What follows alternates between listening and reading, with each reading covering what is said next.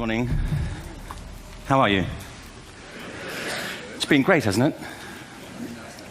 I've been blown away by the whole thing. In fact, I'm leaving.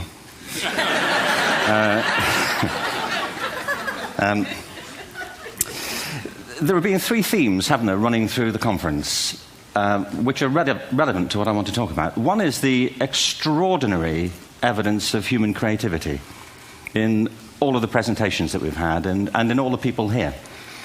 Just the variety of it and the range of it. The second is that it's put us in a place where we have no idea what's going to happen in terms of the future. No idea how this may play out. I have an interest in education. Actually, what I find is everybody has an interest in education. Don't you? I find this very interesting. If you're at a dinner party and you say you work in education, actually, you're not often at dinner parties, frankly.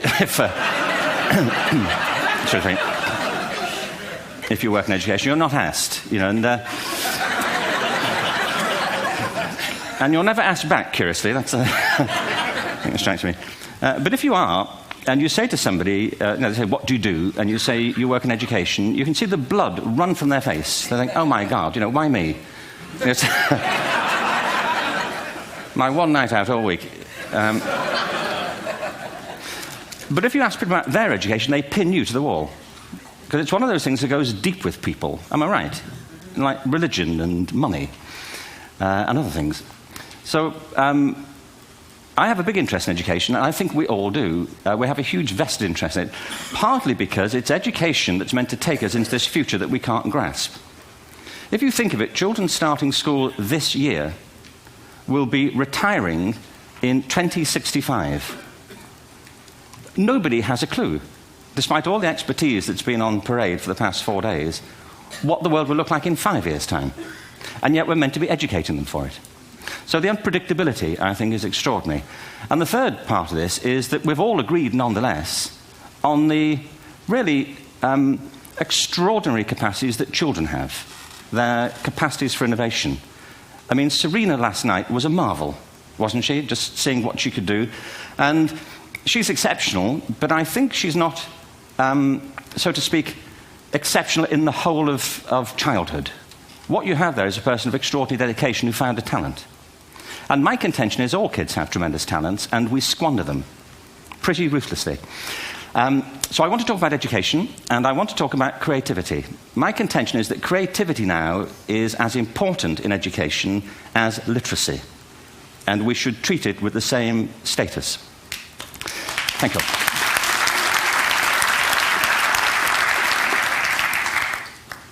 That was it, by the way. Thank you very much. So, 15 minutes left. Well, I was born... No, I had a great story recently, I love telling it, of a little girl who was in a drawing lesson. She was 6, and she was at the back drawing, and the teacher said this little girl hardly ever paid attention. And in this drawing lesson, she did. And the teacher was fascinated. She went over to her and she said, what are you drawing? And the girl said, I'm drawing a picture of God. And the teacher said, but nobody knows what God looks like. And the girl said, they will in a minute.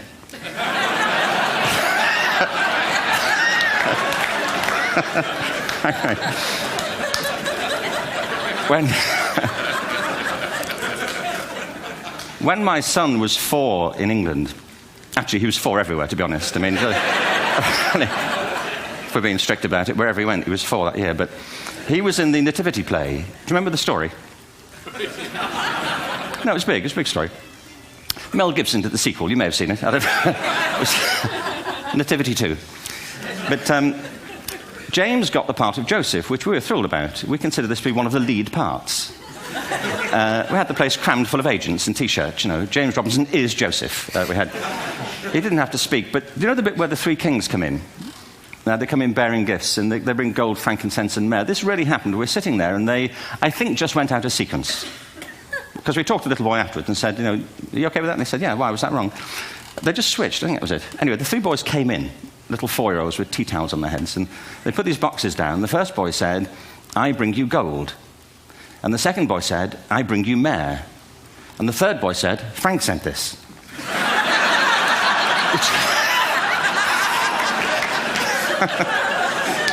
It's great.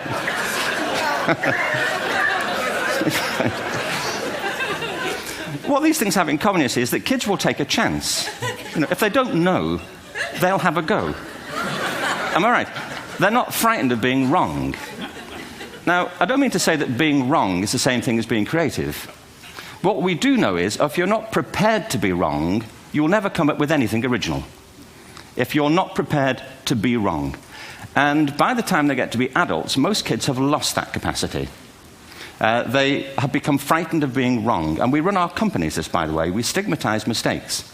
And we're now running national education systems where mistakes are the worst thing you can make. And the result is that we are educating people out of their creative capacities. Picasso once said this. He said that all children are born artists. The problem is to remain an artist as we grow up. I believe this passionately, that we don't grow into creativity, we grow out of it. Or rather, we get educated out of it. So why is this?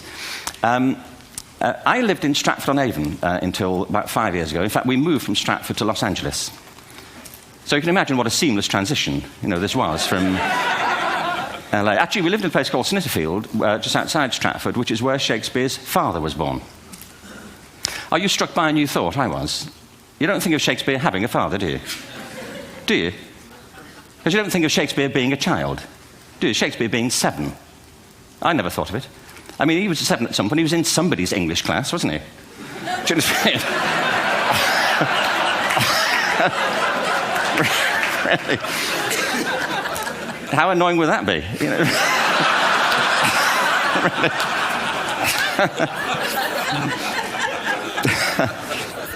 Must try harder. Being sent to bed by his dad, to Shakespeare. Go to bed now, to William Shakespeare, and put the pencil down, and stop speaking like that. It's confusing everybody.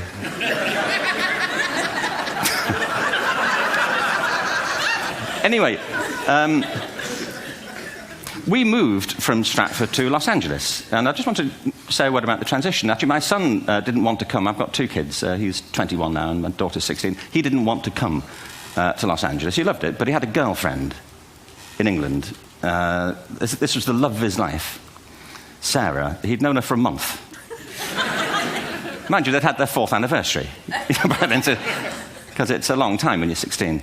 Anyway, he was really upset on the plane. He said, "I'll never find another girl like Sarah."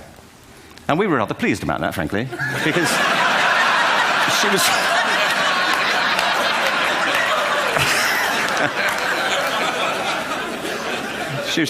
was the main reason we were leaving the country.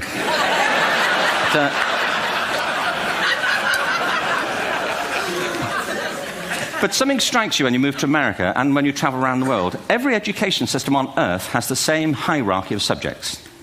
Everyone, doesn't matter where you go. You'd think it would be otherwise, but it isn't. At the top are mathematics and languages, then the humanities, and at the bottom are the arts, everywhere on Earth. And in pretty much every system, too, there's a hierarchy within the arts. Art and music are normally given a higher status in schools than drama and dance. There isn't an education system on the planet that teaches dance every day to children the way we teach them mathematics. Why? Why not? I think this is rather important. I think maths is very important, but so is dance. Children dance all the time if they're allowed to. We all do. We all have bodies, don't we? Did I miss a meeting? I think... Truthfully, what happens is, as children grow up, we start to educate them progressively from the waist up. And then we focus on their heads, and slightly to one side. If you were to visit education as an alien and say, what's it for, public education, I think you'd have to conclude, if you look at the output, who really succeeds by this? Who does everything they should? Who gets all the brownie points? Who are the winners? I think you'd have to conclude the whole purpose of public education throughout the world is to produce university professors. Isn't it? They're the people who come out the top. And I used to be one. So there. And I like university professors, but, we shouldn't hold them up as the high watermark of all human achievement. They're just a form of life. Another form of life. But they're rather curious, and I say this out of affection for them. There's something curious about professors. In my experience, not all of them, but typically, they live in their heads. They live up there, and slightly to one side. They're disembodied, in a kind of literal way. They look upon their body as a form of transport for their heads. It's... Don't they? It's a way of getting their head to meetings.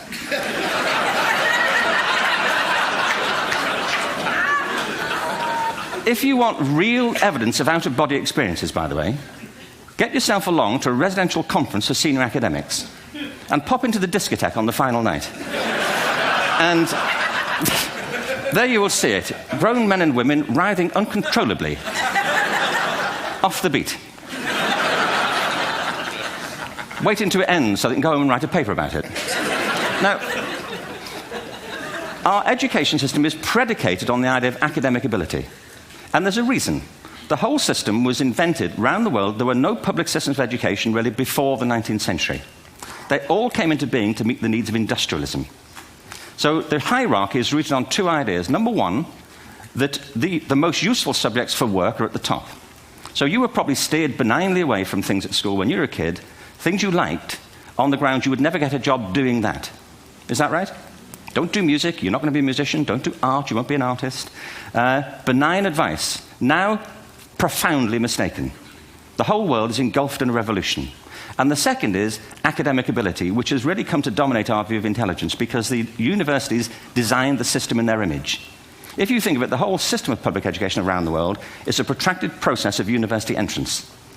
And the consequence is that many highly talented, brilliant, creative people think they're not, because the thing they were good at school wasn't valued or was actually stigmatized. And I think we can't afford to go on that way. In the next 30 years, according to UNESCO, more people worldwide will be graduating through education than since the beginning of history. More people. And it's the combination of all the things we've talked about, technology and its transformational effect on work, and demography and the huge explosion in population. Suddenly, degrees aren't worth anything. Isn't that true? When I was a student, if you had a degree, you had a job. If you didn't have a job, it's because you didn't want one. And I didn't want one, frankly. So, but now, kids with degrees are often heading home to carry on playing video games. Because you need an MA, where the previous job required a BA, and now you need a PhD for the other. It's a process of academic inflation, and it indicates the whole structure of education is shifting beneath our feet. We need to radically rethink our view of intelligence. We know three things about intelligence. One, it's diverse. We think about the world in all the ways that we experience it. We think visually, we think in sound, we think kinesthetically, we think in abstract terms, we think in movement. Secondly, intelligence is dynamic. If you look at the interactions of a human brain, as we heard yesterday from a number of presentations, intelligence is wonderfully interactive. The brain isn't divided into compartments. In fact, creativity, which I define as the process of having original ideas that have value, more often than not, comes about through the interaction of different disciplinary ways of seeing things. The brain is intentionally... By the way, there's a shaft of nerves that joins the two halves of the brain called the corpus callosum. It's thicker in women. Following on from Helen yesterday, I think this is probably why women are better at multitasking. Because you are. Aren't you? There's a raft of research, but I know it from my personal life. If my wife is cooking a meal at home, which is not often, thankfully, but, if she's doing... she's good at some things. But if she's cooking, she's dealing with people on the phone, she's talking to the kids, she's painting the ceiling, she's doing open heart surgery over here. If I'm cooking, the door is shut, the kids are out, the phone's on the hook. If she comes in, I get annoyed. I say, Terry, please, I'm trying to fry an egg in here.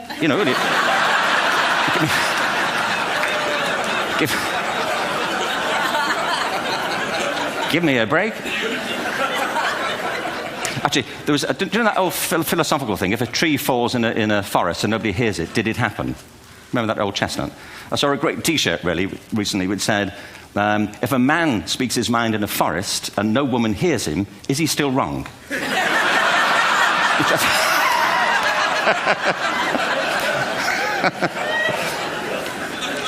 And the third thing about intelligence is it's distinct. I'm doing a new book at the moment called Epiphany, which is based on a series of interviews with people about how they discovered their talent. I'm fascinated by how people got to be there. It's really prompted by a conversation I had with a wonderful woman who most people have never heard of. She's called Gillian Lynn. Have you heard of her? Some have. She's a choreographer, and everybody knows her work. She did Cats.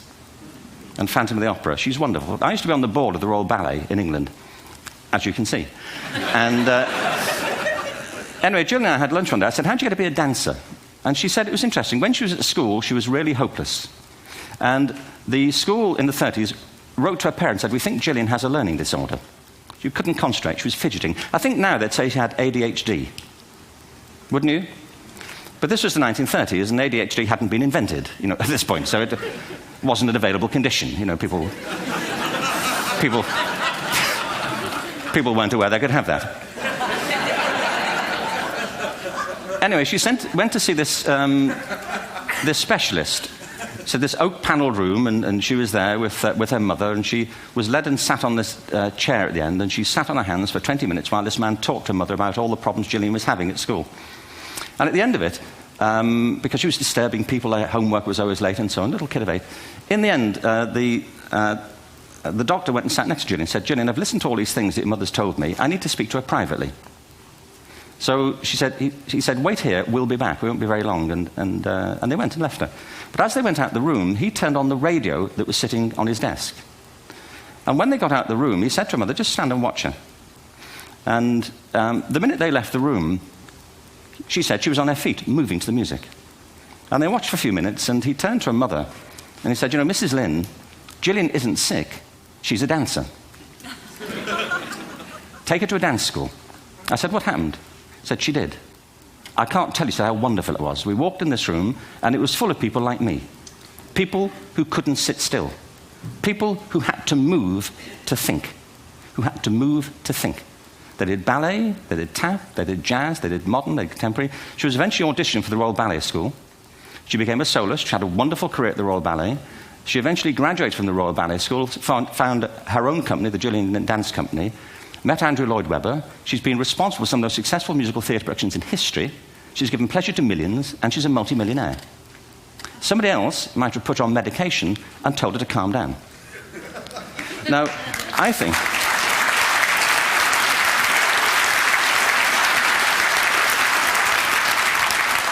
What I think it comes to is this. Al Gore spoke the other night about ecology and the revolution that was triggered by Rachel Carson.